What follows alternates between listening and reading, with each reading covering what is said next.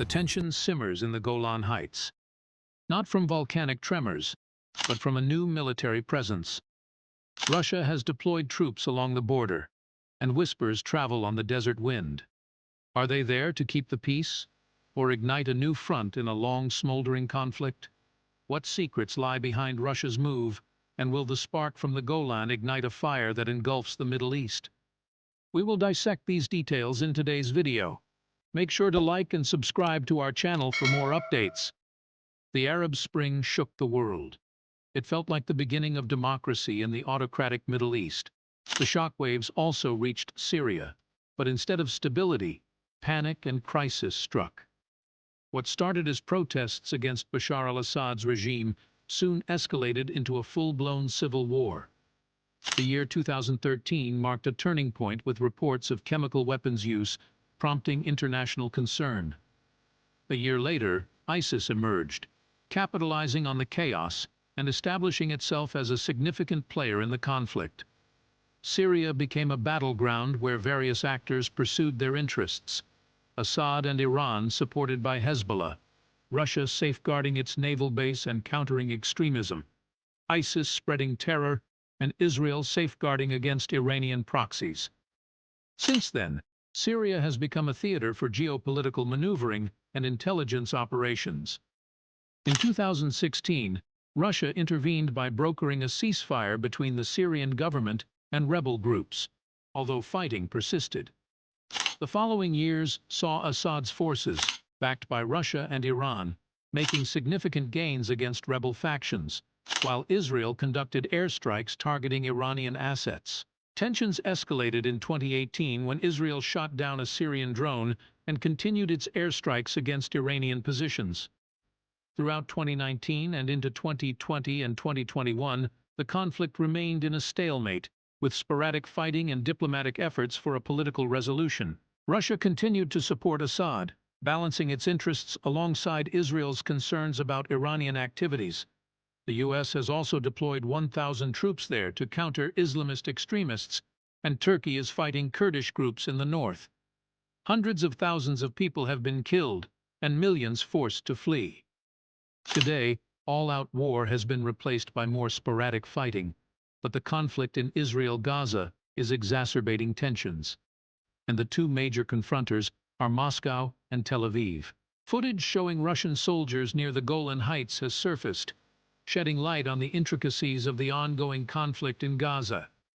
This visual statement, captured by Russian soldiers, subtly conveys a message to Israel, a nation currently under international pressure to address allegations of genocide in Gaza.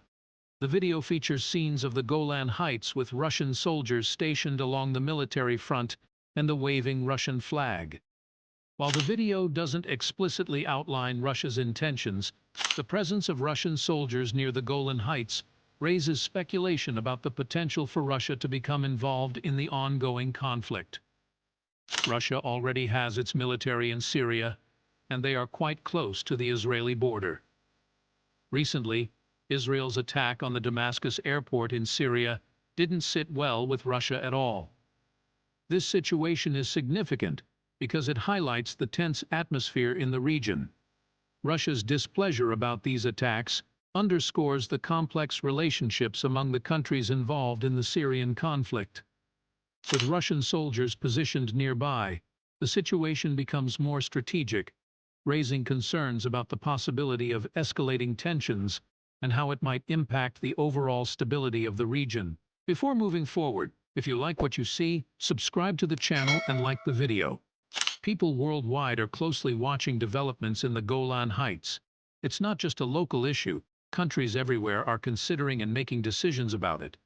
A group of nations, including Algeria, Venezuela, Egypt, Jordan, Iraq, Qatar, North Korea, Cuba, Kuwait, Lebanon, Mauritania, the United Arab Emirates, Syria, and Tunisia, collaborated to create a resolution with 8 points or rules. Firstly, it states that Israel hasn't adhered to a rule from 1981 known as UN Security Council Resolution 497, which invalidates Israel's annexation of the Golan Heights.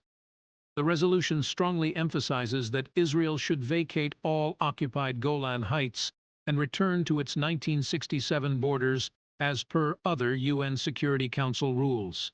The resolution highlights that Israel's control of the Golan Heights poses a significant obstacle to achieving peace in the region. It urges Israel to resume discussions with Syria and Lebanon to seek a resolution. Additionally, it calls on the Secretary-General to report on the adherence to this resolution at the next UN meeting. Concerning the Golan Heights itself, it's an area in the Levant, covering approximately 1,800 square kilometers.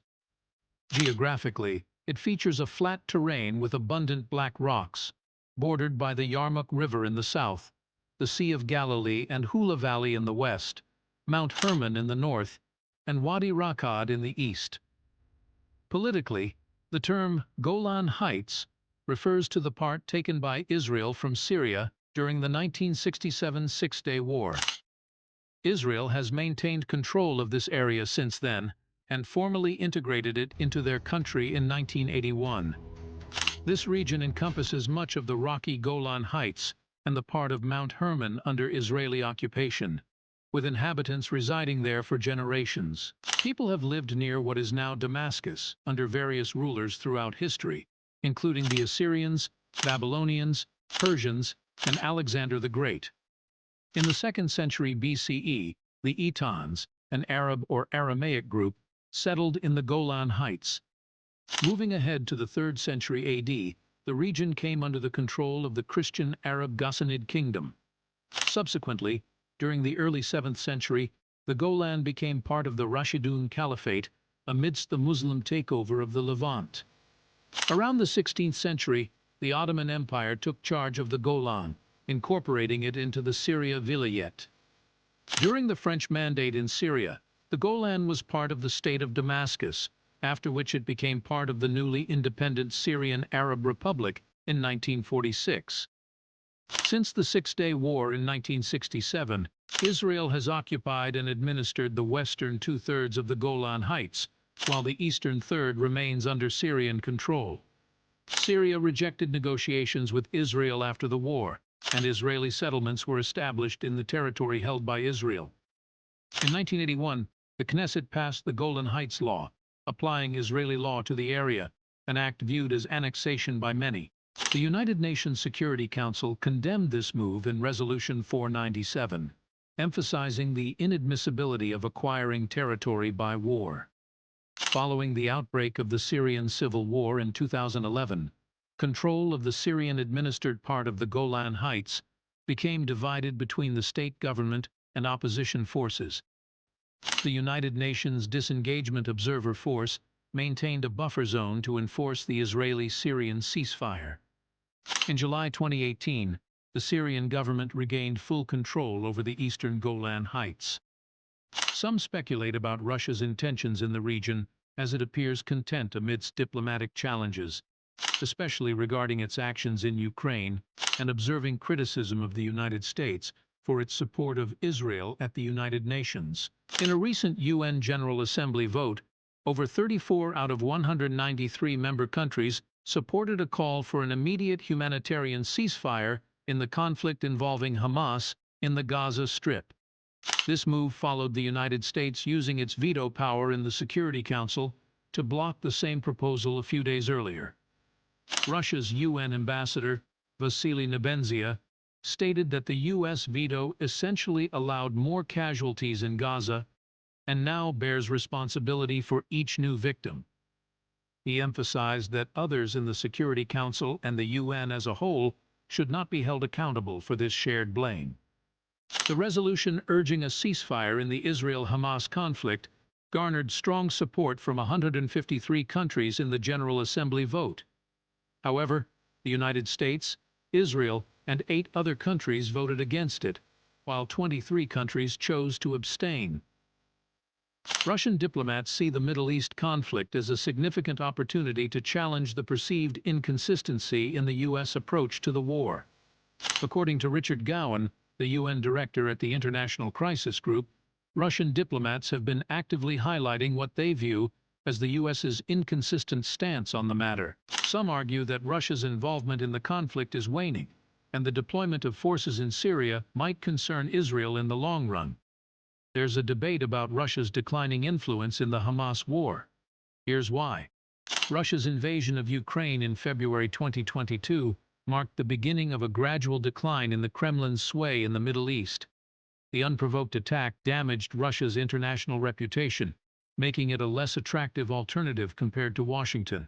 For instance, Cairo, under pressure from Washington, agreed to halt planned weapons shipments to Russia that would have supported its war efforts in Ukraine. Ankara also reportedly decided against buying another batch of Russia's S-400 air defense system, likely due to doubts about the effectiveness of playing the Russia card with Washington. Additionally, Moscow's leverage with key regional states has diminished. While Russia previously imposed sanctions on Turkey and pressured Erdogan to apologize for downing a Russian fighter jet in 2015, it now relies on Turkey as a conduit for transshipping goods to bypass Western sanctions. Russian aircraft now use routes through Istanbul and Dubai to avoid European airspace restrictions.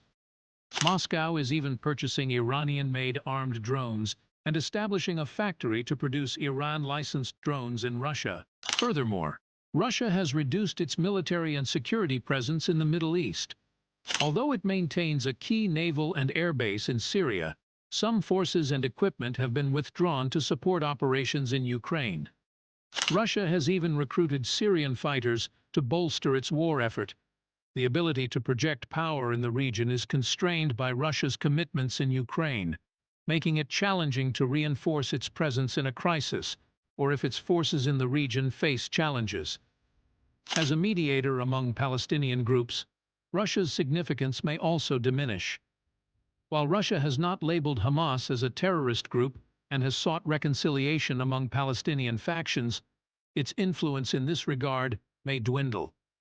Hamas officials have visited Moscow in the past, but intra-Palestinian reconciliation might not be a priority amid the ongoing conflict with Israel. As the sands shift beneath their boots, only time will tell if this is a tense standoff or a prelude to a clash of titans. If you like what you see, subscribe to the channel and like the video.